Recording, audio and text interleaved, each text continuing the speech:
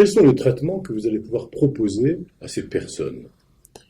Alors, pour ce qui est des traitements de l'infertilité, globalement, on a des techniques qui sont des techniques d'assistance médicale à la procréation qui vont se séparer en deux principalement, l'insémination intra-utérine et la fécondation in vitro. Je vais quand même rapidement vous parler des stimulations simples qui sont souvent le premier traitement fait par beaucoup de gynécologues qui ne sont pas forcément spécialisés en fertilité, qui vont consister, sans technique médicale, biologique à proprement parler, essayer d'optimiser un peu la rencontre entre l'ovule et le spermatozoïde en proposant des stimulations ovariennes, en boostant un peu la fonction ovarienne, en essayant de faire ovuler à la femme 2 ovules au lieu de 1 tous les mois, et de programmer dans un timing bien précis des rapports sexuels pour être sûr que, en ayant déclenché l'ovulation, on va optimiser la rencontre. Ça marche dans un nombre très limité de cas, mais c'est pour beaucoup de médecins non spécialisés, souvent une première étape pour les couples qui viennent souvent nous voir alors qu'ils ont eu déjà ce type de traitement. Ces traitements ne font pas partie, à proprement parler, de l'assistance médicale à la procréation. L'assistance médicale à la procréation fait appel à des techniques de laboratoire, que sont l'insémination intra-utérine ou la fécondation in vitro. Le dénominateur commun à ces traitements va rester la stimulation ovarienne. Quelle que soit la cause, on va être conduit à faire super ovuler la femme. La femme produit normalement tous les mois un seul ovule mature qui va être expulsé dans la trompe.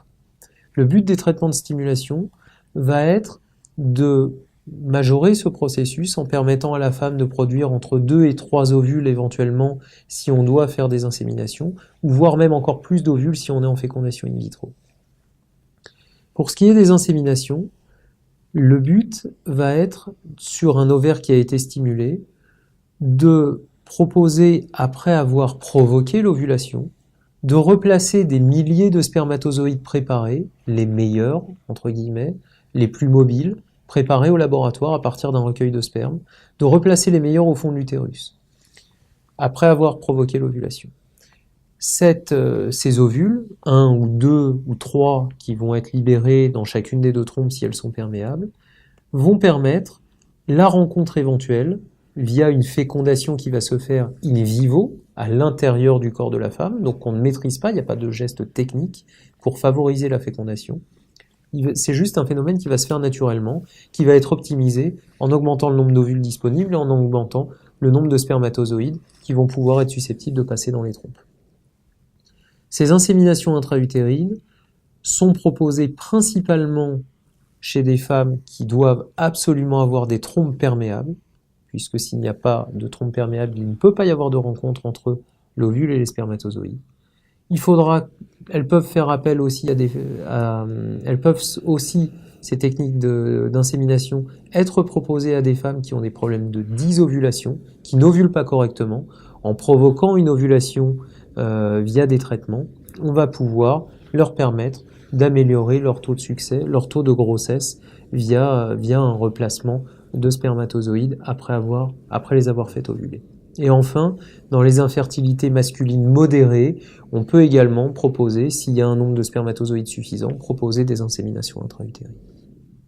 L'autre technique, qui est la plus communément pratiquée finalement, c'est la fécondation in vitro. Cette fécondation in vitro, elle consiste en une stimulation forte des ovaires, avec des injections quotidiennes pendant 12 à 15 jours, où la femme va devoir faire, via des injections sous-cutanées d'hormones, va provoquer une superovulation en n'ayant pas un seul ovule qui arrive à maturité, mais 5, 10, 15 ovules potentiellement.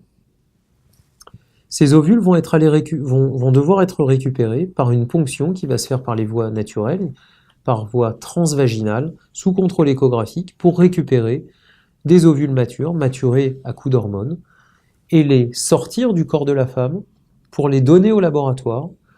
Et là, dans le même temps que cette ponction, son conjoint aura fait un recueil de sperme et tout sera poulé au laboratoire pour provoquer la fécondation et générer des embryons qui seront produits, qui seront mis pendant 2 ou 3 jours en incubation au laboratoire et qui seront ensuite replacés dans l'utérus.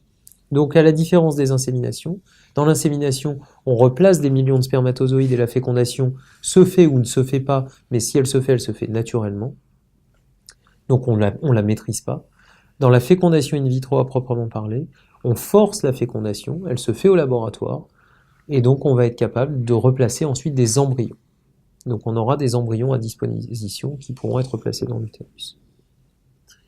Pour ce qui est de la fécondation in vitro, on a 2 types de fécondation in vitro. La fécondation in vitro conventionnelle, où on va replacer des milliers de spermatozoïdes autour d'un seul ovule récupéré, et on va dire que le meilleur va gagner. L'élu, il n'y en aura qu'un, fécondera le spermatozoïde élu fécondera l'ovocyte et donnera un embryon. Les autres seront rejetés. Mais on peut également, dans les cas où il y a très très peu de spermatozoïdes, forcer la fécondation en ne prenant qu'un seul spermatozoïde et en le rentrant à l'intérieur de l'ovule, à l'intérieur de l'ovocyte, forcer cette fécondation pour obtenir un embryon. C'est ce qu'on appelle l'ICSI, la micro-injection de spermatozoïdes. À quel moment choisirez-vous entre la première ou la deuxième technique? Principalement et schématiquement, l'ICSI est réservé aux problèmes de fertilité, d'infertilité masculine sévère quand il y a très très peu de spermatozoïdes.